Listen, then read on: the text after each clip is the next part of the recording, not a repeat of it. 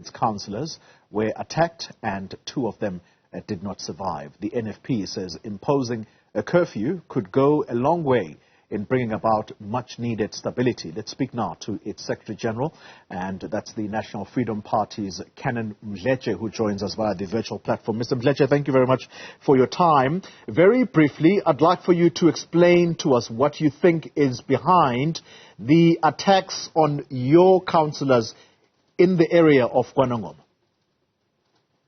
Good morning, all, and the viewers at home. It will be difficult for me to specifically explain what could be the reasons behind these unprecedented attacks on our councillors, but our information has revealed that it could be politically motivated because these attacks started immediately after the NFP, ANC and AFF bloc took over the running of Nongoma local municipality. That's why we are of the view that there could be political connotations to these attacks, but that's not a final determination. We are hoping that the law enforcement agents are going to assist us in establishing what could be the reasons, but we suspect that they could be politically motivated. When you say these could be politically motivated, that is, to put it mildly, you are really throwing us into the realm of the unknown, because if you're suggesting that because your partnership with the other parties you've mentioned in running that local municipality, then either it could be inter-party violence, or the problem could also be within the NFP. So really you've got to be more specific here. What are police telling you, at least? At the moment, there's nothing much that the police have told us. Safe to say that from where we're coming from, slowly, we can really tell you without any fear of contradiction that there is nothing that is intra-political here. Our view is that the National Freedom Party, yes, does have issues on its own, but we don't have any evidence that points out that any of our members could be behind these attacks. As I've indicated to you earlier, that these attacks started immediately after we took over the running of Nongoma local municipality. We are not creating any insinuating that certain political parties involved, but all we are saying is, if you look at the manner in which these attacks have been carried out, the modus operandi, it tells you that they are well hashed, they are systematic in a sense that a councillor will receive an SMS or a call saying resign or you die. Then obviously that is, we are not expecting a member of a church to send such a message to a councillor. Clearly it is politically motivated, and we really did have some information that we have provided to the law enforcement agencies. Please, when you investigate, start from here, because we did receive some voice notes threatening our councillors that the NFP is not going to last even 4 weeks in that municipality. And immediately thereafter, we have seen these attacks happening. So it has never been heard before in South Africa since 1996, when local government was established, where 5 attacks can be made in councillors of one political party in the space of 90 days. History will tell you that such has never happened. It has only happened in Nongoma.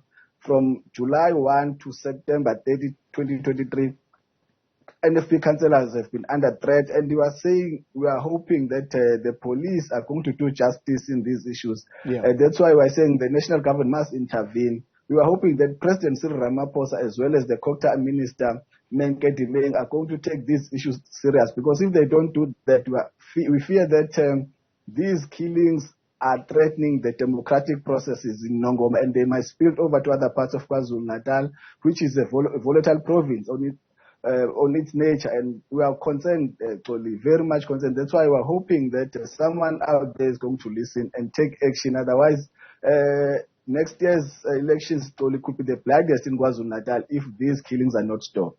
Well, that is a very ominous warning indeed. Let me then ask you to be quite brief as we conclude the conversation. You also point out, though, in your statement that poverty and unemployment is a contributing factor, or it plays a role in these killings. Explain how that dynamic adds to the pressure. It adds, if you look at the fact that the KwaZulu-Natal provincial government visited the area of Nongoma for the first time in 20 years, in 12 years, a visit that took place about 4 weeks ago. That tells you then that the area has been ignored by the authorities, by those in power. That is why if you go around Nongoma, you can see for yourself that poverty is the order of the day. People are not employed. Young people, in fact, are loitering the streets. Some drop out of school. Young men drop out of school.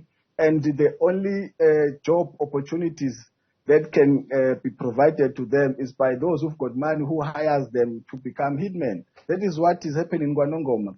If you look at the history or the crime statistics in South Africa, they will tell you that if there is a cash in transit that has taken place, or if there is a mass murder that has taken place in South Africa, one of the suspects would be a person from KwaZulu-Natal in Nongoma. So that paints a picture of an area that is underdeveloped, an area that has got no service delivery that is taking place there, an area Let that me has stop been you there, Mr. Mdletshe.